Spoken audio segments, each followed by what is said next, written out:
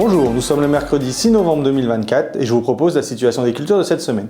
En ce qui concerne les colzas, ils continuent leur développement avec les températures plutôt douces. Donc maintenant, toutes les parcelles sont à plus de 8 feuilles et se portent plutôt pas mal.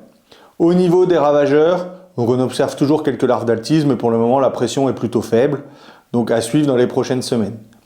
On observe aussi et on capture quelques charançons du bourgeon terminal, mais dans la région il n'a jamais fait beaucoup de dégâts.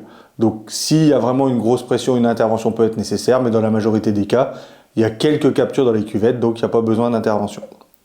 Au niveau des céréales, les semis de début octobre sont à 3 feuilles, les semis du 15 octobre sont à 1 feuille et les semis du 20-25 sont en cours de levée. On observe toujours des dégâts de limaces, notamment dans les sols moteux, les précédents colzas, toutes les situations à risque. On observe quand même une petite diminution de l'activité des limaces avec des températures qui sont un peu plus fraîches, puisqu'on est à 8-10 degrés.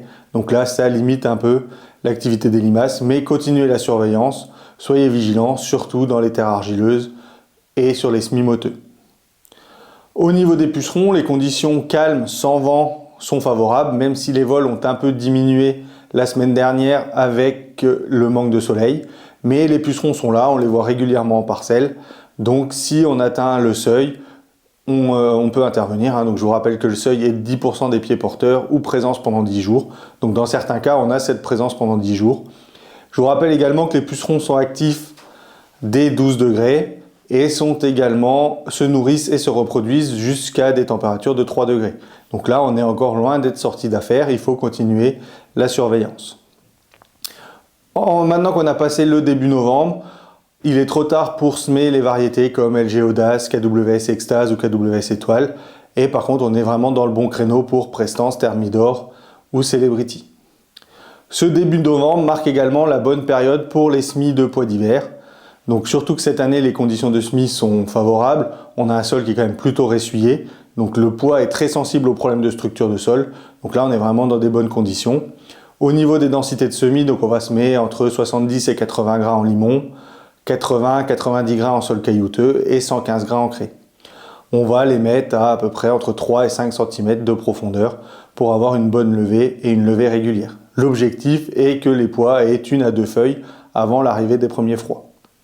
Les conditions sont également favorables pour réaliser les désherbages en post-semis prélevé, puisque c'est l'outil principal pour désherber les pois. Donc là, dès le semis, vous pouvez réaliser les désherbages.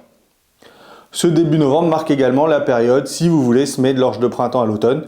Donc c'est une technique qui est risquée, même si quand ça passe, ça donne des bons résultats, notamment dans les sols à faible réserve hydrique comme les sables.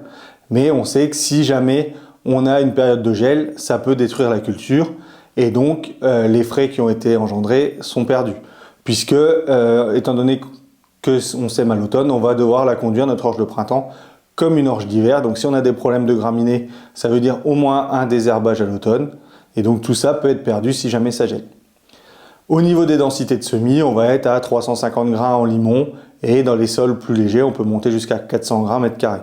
Mais ça ne sert à rien d'en mettre plus. Je vous souhaite une bonne semaine, à la semaine prochaine.